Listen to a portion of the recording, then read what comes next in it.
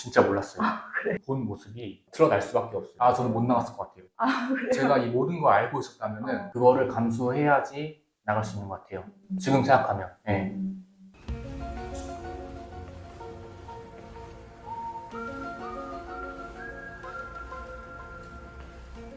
안녕하세요. 저는 나는 솔로의 15기 광수로 출연했던 송용규 변호사라고 합니다. 네, 반갑습니다.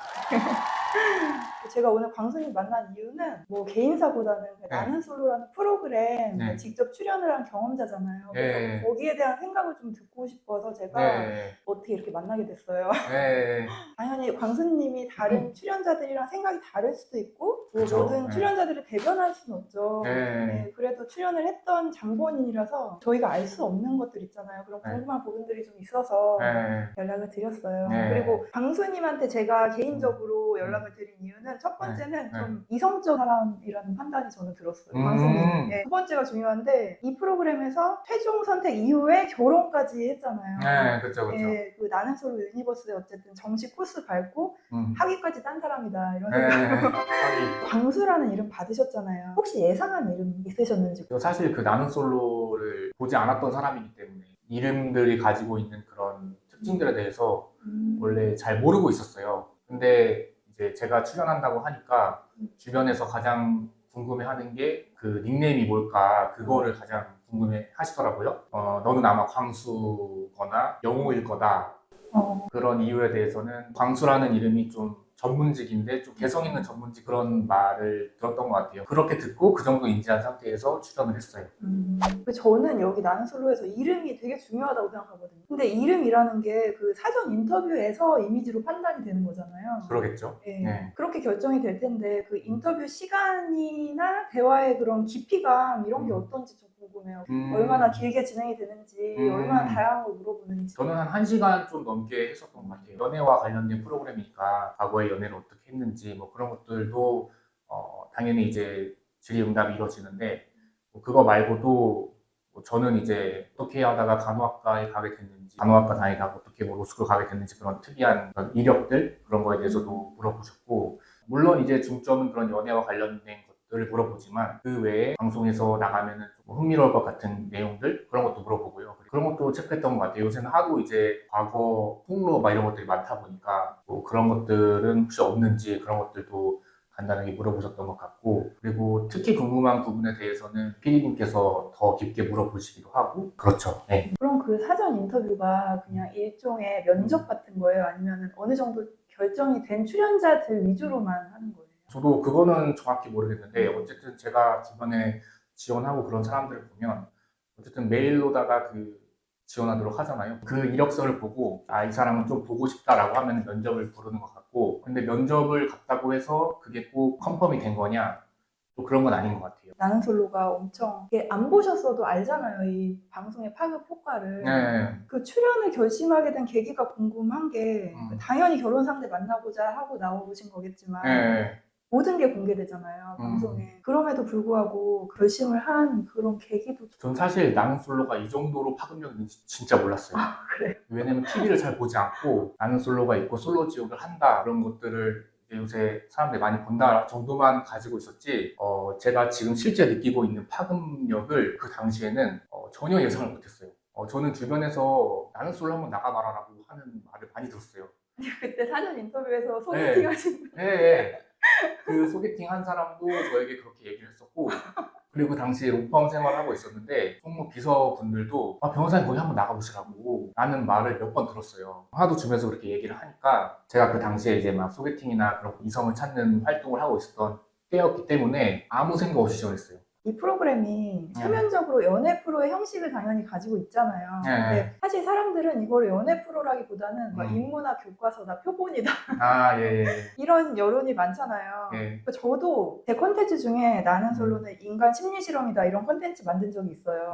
제작진이 그런 방송적인 재미를 위해서 뭐 과장하고 약간 왜곡시키거나 더 자극적인 방향으로 편집하는 거는 그 사실 시청자 입장에서도 어느 정도는 알고 있는 부분. 근데 현장에서도 제작진이 개입을 해서 예를 들면 뭐 더 좀 극한의 상황으로 몰거나 그 제작진이 틀고자 하는 그런 이미지로 뭐 프레임을 좀 씌운다거나 이런 거는 혹시 느껴보신 적이 있는지? 거의 없는 것 같아요. 아, 그래요? 그냥 자유롭게 놔둬요. 사실 성인들이 한 4박 5일, 5박 6일 동안 뭔가 놀러 가는 그런 느낌이잖아요. 술도 많이 먹고 자유롭게 대화해볼 수 있고 그래가지고 그냥 그 나는 솔로로 간다는 것 자체가 되게 재밌고 가만히 놔둬도 알아서 출연자들끼리 그렇게 방송에 나오는 게 사실 그 제작진들이 기획한 어떤 거의 전부이고 그거 외에 뭔가 행동이나 이런 식으로 해라라고 이렇게 터치를 하는 거는 거의 없어요. 네. 뭐 제 얘기를 하자면 저도 음. 유튜브라는 거를 원래 저 본업이 있고 제 취미인 그림 그리기를 하면서 시작을 한 건데 네. 그 대상이 그때 당시에 자주 보던 그냥 나는 솔로의 출연자들이었어요.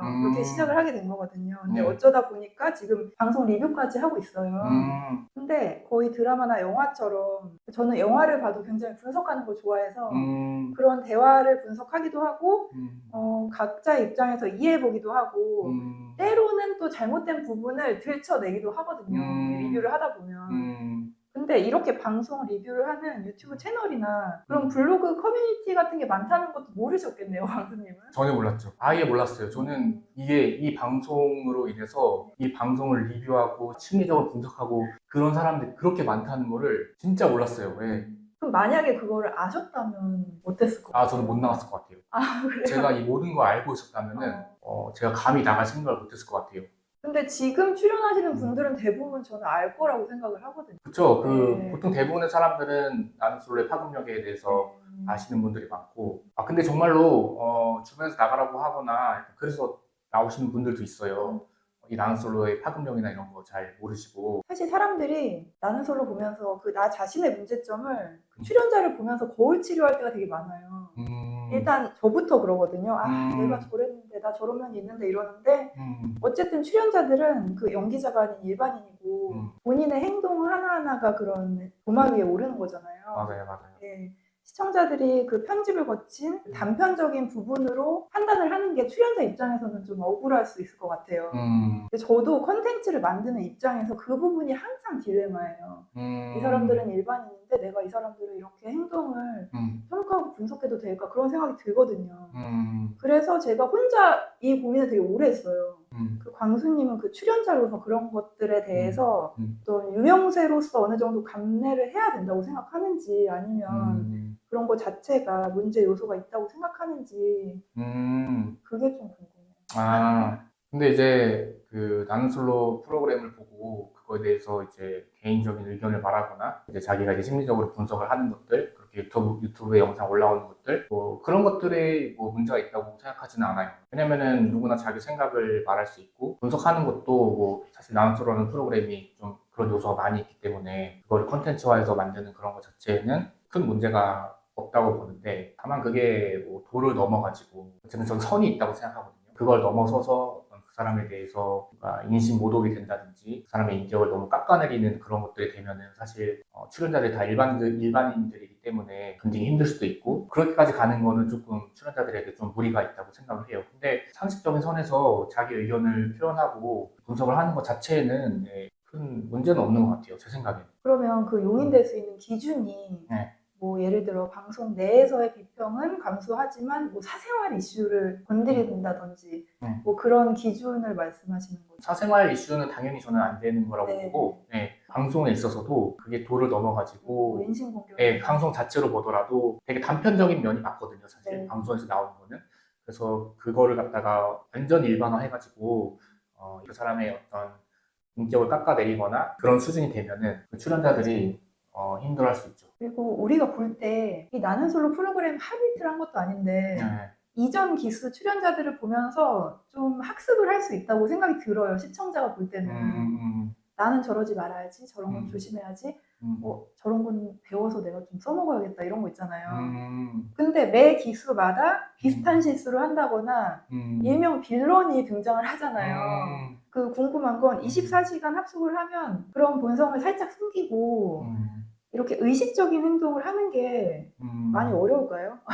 저는 그게 어렵기 때문에 그런 분들이 등장하는 것 같거든요. 24시간 촬영을 하고 있고 5박 6일, 4박 5일이라는 그런 그런 시간 속에서 내가 찍히고 내가 카메라에 담기고 있다는 그런 것들을 잊어요. 첫날에 그날은 되게 그런 카메라들이라든지 그런 것들이 부담스러웠는데 하루만 지나니까 굉장히 익숙해져가지고 이제 그런 것들을 신경을 안 쓰게 되더라고요. 제가 생활하는 그 24시간 굉장히 연속적인 시간이고 되게 다양한 일들이 많을 수밖에 없거든요. 그리고 내가 찍히고 있다는 그런 생각들, 그런 것들은 저는 잊혀졌어요. 잊혀지게 되더라고요. 그러니까 자기의 그런 본 모습이 드러날 수밖에 없어요. 본 모습이 드러날 수밖에 없고 그리고 이게 또 남녀 간의 그런 문제다 보니 남녀 간에서는 항상 뭔가 텐션이 높아지거나 갈등 관계가 있을 수 있고 그런 게 생길 수밖에 없는데 저는 그냥 하루 정도 지나니까 그런 카메라들을 인식을 안 하게 됐어요. 근데 물론 그런 것들은 자제를 하죠. 뭔가 카메라가 있으니까 내가 상스러운 말이라든지 그런 것들은 자제를 할 수 있는데 그런 거 외에 어떤 내가 대화를 하는 패턴이라든지 나의 성격이라든지 그런 것들을 감추는 것이 좀 힘들다는 생각이 들어요. 만약에 그걸 감추려면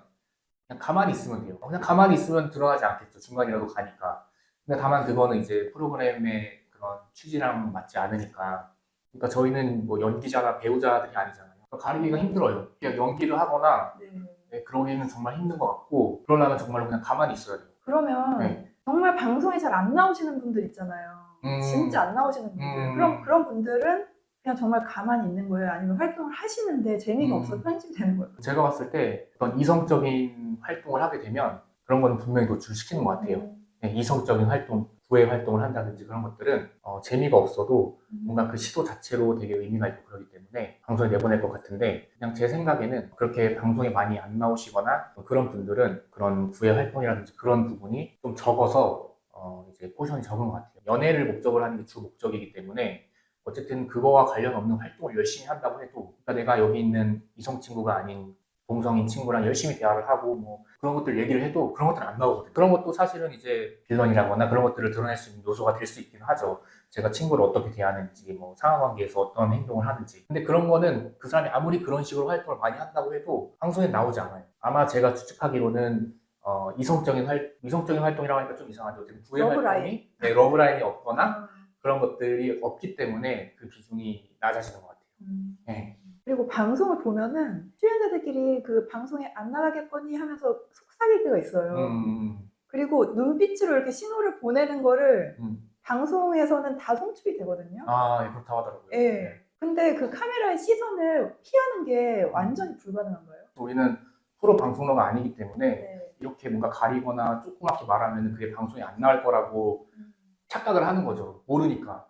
근데 사실은 그 마이크 성능이 굉장히 좋고 그리고 속닥속닥 하는 것도 다 그 제작진을 다 잡아내는 거고 그리고 마이크는 항상 잘 때 빼고는 계속 끼고 있기 때문에 말을 하는 이상 그거가 이제 제작진들에게 안 들리게 할 수는 없는 것 같고 그 마이크 성능이 굉장히 좋은 것 같아요. 제 생각에는. 이걸 빼면 안 되는 거죠. 그렇죠. 그게 이제 계속 이제 하고 있는 거죠. 네. 네, 그런 거고 또 하나는 시각적으로 그런 카메라나 영상으로부터 피할 수 있느냐 그 방송만 봐도 다 비추고 있잖아요. 그리고 또 어디를 내가 간다거나 하면은 이제 또 그거를 촬영하기 위해서 또 이렇게 따라보시고 약간 이런 부분이 있기 때문에 개인적으로 내가 방송에 안 나가기 위해서 감추고 싶은 거를 빼려는 그런 행동들이 거의 불가능한 것 같아요. 네. 어쨌든 그 방송에서의 결말이 최종 선택이잖아요. 그렇죠. 근데 이 최종 선택의 의미가 계속 이제 출연자들이 뭔가 학습하고 진화할수록 퇴색되는 것 같다. 그리고 최종 선택이 의미가 없다. 막 이런 말이 방송 안에서 출연자들이 그런 말을 한 적도 있잖아요. 네. 근데 그 광수님이 생각하는 최종 선택의 의미라고 해야 되나? 그 촬영 당시에 가졌던 그 최종 선택이라는 거의 무게감이 어떤지 좀 궁금해요. 어떤 의미이신지 알겠거든요. 그런 최종 선택의 그런 것도 많이 이제 사람들이 학습되면서 진정성 없이 선택을 한다든지 그런 것들에 대해서 이제 말씀을 하시는 것 같아요. 저한테 있어서는 최종 선택이라는 거는 내가 이 사람과 교제를 하고 싶다는 진지한 그런 선택이었고 저는 옥순이가 저를 선택할 줄 몰랐어요. 네, 저는 정말요? 정말로요. 네, 저는 그걸 하면서 옥순이가 선택할 때 굉장히 떨렸어요. 왜냐면은 옥순이가 저를 선택 안 할 수도 있다고 생각했거든요. 네. 저희가 볼 땐 100%였는데. 그건 이제 방송에서 그렇게 나갔고 어쨌든 그 사람의 선택은 저의 입장에서 베일에 쌓였기 때문에 제 와이프가 저를 선택할지 모르는 상태였어요. 그래서 저를 선택해 주니까 정말 좋았고 그리고 또 하나는 저는 그냥 최종 선택을 하면 그냥 사귀는 건 줄 알았어요. 그냥 그렇게 해서 커플이 매칭이 되면 그냥 그때부터 1일. 네, 1일. 네, 그때부터 굉장히 단순하죠. 그냥 프로그램에서 그렇게 만들어줬으니까 그냥 그대로 따라가면 된다고 그냥 생각을 했던 거죠. 예. 어쨌든 그 안에서 이제 열심히 해가지고 이제 매칭이 됐으니까 그걸로 1위인 줄 알았어요. 그러니까 저한테는 최종 선택의 의미가 너무 단순하게 생각해서 그런 건지 모르겠지만은 나는 너랑 교제할 마음이 있어 라는 표현이었거든요. 근데 옥순이도 그렇게 생각하고 있었던 것 같고 저를 했던 것 같은데 그게 사람마다 정말 많이 다른 것 같아요. 그리고 뭔가 학습된다고 하는 것들이 나의 이미지를 좋게 포장하기 위해서라든지 그렇게 변질될 가능성도 충분히 있다고 생각해요. 그러면 어찌 보면 그 광수 옥순이 그 연애 프로그램인 이 방송 취지에 되게 부합했던 출연자잖아요. 네, 근데 네. 방송 이후에도 결혼까지 하셨어요. 그러니까 광수님 개인적으로는 옥순님 만나서 정말 달라진 삶을 살고 계시잖아요. 그쵸, 예. 예, 근데 그 개인적인 부분 외에 방송으로 얼굴을 알린 그냥 출연자로서 방송 전후가 어떤 점이 달라졌는지가 궁금한데 뭐 예를 들면 협찬 같은 게 많이 들어와서 경제적인 도움이 됐다던가 뭐 홍보 효과가 있어서 이런 사업적으로 도움이 됐다던가 아니면 반면에 그 알아보는 시선이나 이런 게 부담스럽고 스트레스가 된다거나 네, 그런 것들 그 말씀하신 모든 것들이 다 해당되는 것 같아요. 예. 여기 나가고 나서부터 얼굴이 많이 좀 알려지게 됐죠. 지금도 알아보시거든요. 그 나는 솔로에 나오기 전의 삶은 저는 그냥 방송과는 관련 없는 그냥 일반인이었고 나의 지인들만 나를 알고 있는 그런 평범한 사람이었다면은 방송에 나가고 나서는 어쨌든 제 얼굴이 공개적으로 다 알려졌기 때문에 제가 이제 뭐 연예인이나 그런 건 아니지만 좀 유명해졌다는 그런 생각은 들죠. 예. 왜냐면 저를 알아봐 주시니까 많이 알려질 수는 있는 것 같아요. 근데 그 알려지는 게 어떤 식으로 알려지느냐가 굉장히 중요하다는 생각을 해요. 왜냐면 안 좋은 쪽으로다가 알려지는 건 사실 좋은 건 아니잖아요.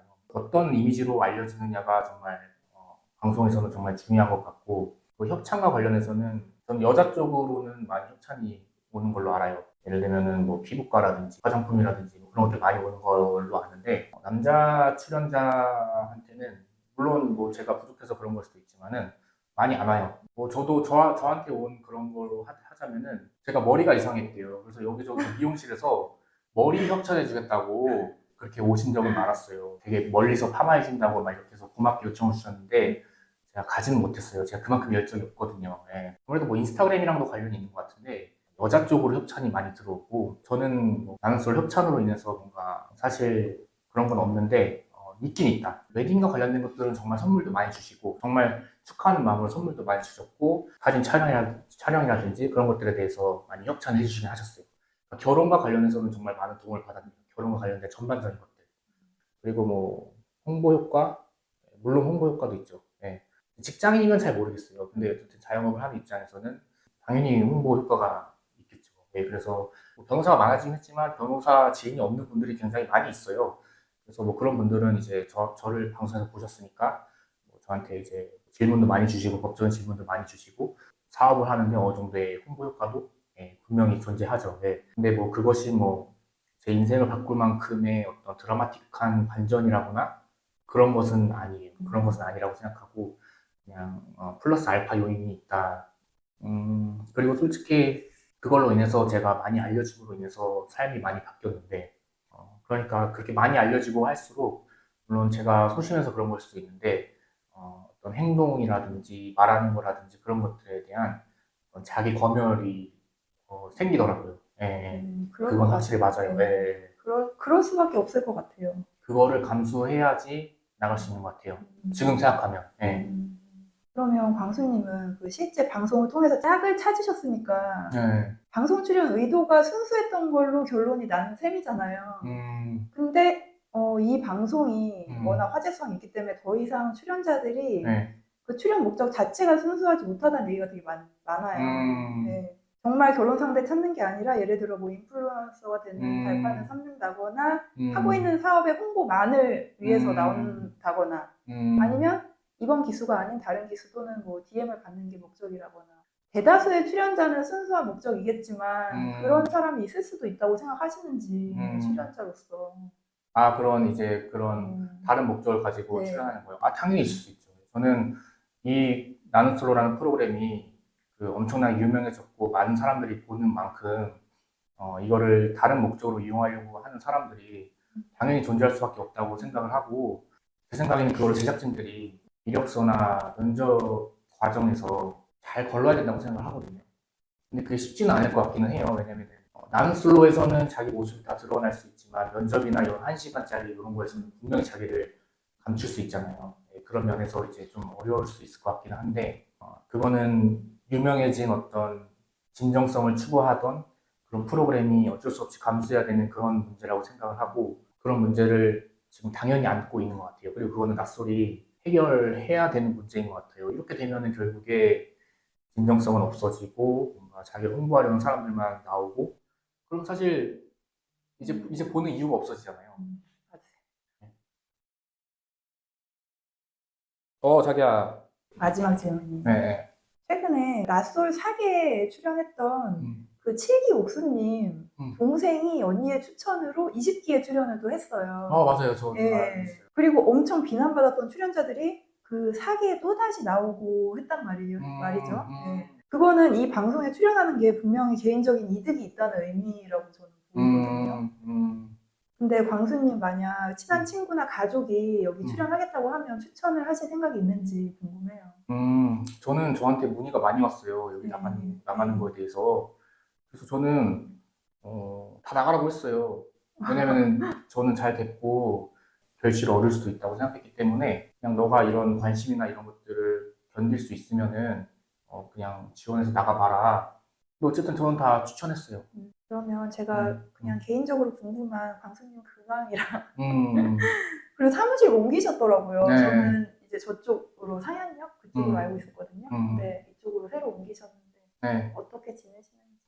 저는 그냥 신혼생활 하고 있죠. 신혼생활 하고 있고 평일엔 일, 주말에는 이제 와이프랑 같이 놀고 그렇게 이제 그리고 와이프랑 요새 메이플 스토리 하고 있거든요. 네. 사실 엄청 모든 게 되게 저 입장에서 빠르게 진행이 됐어요. 그러니까 작년에 1년 전에 나한솔을 나갔고 거기서 이제 와이프를 만나서 결혼을 하게 됐고 그리고 바로 이제 아기가 생기고 그래가지고 확실히 그 아빠가 된다는 거에 대한 그런 중압감이 있더라고요. 그래서 저는 개인 사업을 하고 있기 때문에 뭐랄까 망하면 안 된다는 그런 책임감 그런 것도 있어가지고 아기가 이제 태어나면은 아기한테 좋은 이제 환경을 제공할 수 있도록 그런 준비를 하고 있는 것 같아요. 네, 질문이 다 끝났어요. 네. 근데 이렇게 흔쾌히 인터뷰 응해 주신 게 저는 좀 네. 신기했거든요. 왜냐하면 어제 제가 오전에 메일 드렸었잖아요. 네. 그때만 해도 광순이 이렇게 만나게 될 거라고 상상도 안 했어요. 예. 그리고 저도 그럴 생각이 없었고 사실. 그러다가 이게 너무 길어지겠다. 그 광수님이 너무 시간을 많이 투자해서 써야 되겠다 싶어서 드린 말씀이었는데 그냥 바로 오케이 하셔가지고 그렇게 흔쾌히 그 응하신 이유도 좀 궁금하긴 해요. 저는 뭐 아까 난소로 나간 거 뭐 그런 거나 그런 것들을 해서 뭐 저 성격에 대해서 좀 유추해 보일 수도 있으셨을 것 같은데 저는 뭘 하거나 그러는 거에 크게 뭐가 재거나 그러지 않아요. 결정이 엄청 빨라요. 그리고 또 하나는 이제 저 옛날에 그 캐리커처 그러셨던 분이셔서 사실 그때도 되게 감사했고 저한테는 되게 신기한 경험이었어요. 제가 방송에 나갔는데 그거를 그림으로 그려가지고 주시고 이런 것들이 되게 저한테 신기한 경험이었거든요. 그래서 아마 제가 이제 레카 유튜버라든지 부정적인 영향을 미치는 그런 어떤 콘텐츠를 제작하시는 분이라면 저는 당연히 안 했을 건데 그런 게 아니라는 거를 직관적으로 좀 그런 생각이 들어서 이제 인터뷰를 해야겠다라고 한 거죠. 예, 안녕하세요. 예, 제가 그리려나님 유튜브에 이렇게 출연하게 됐는데요. 예전에 저 나는솔로 딱 출연했을 때 저 캐리커처 이렇게 그려주신 분이에요. 그래서 그때 인연이 돼서 이렇게 인터뷰를 하게 됐고, 그리고 저랑 와이프는 행복하게 잘 지내고 있습니다. 그래서 그리고 또 저희 응원해주시는 분들이 되게 많은 걸 알고 있어서 모두 그런 분들께 되게 감사드리고요. 그리고 그리려나 유튜브 채널도 많이 사랑해주시고 저도 유튜브를 뭐 하고 있지만 좋아요와 구독이 가장 큰 힘이 되더라고요. 그래서 좋아요와 구독 많이 눌러주시면 좋겠습니다. 제 거 말고 그리려나 님 거. 이상입니다. 감사합니다. 감사해요. 예.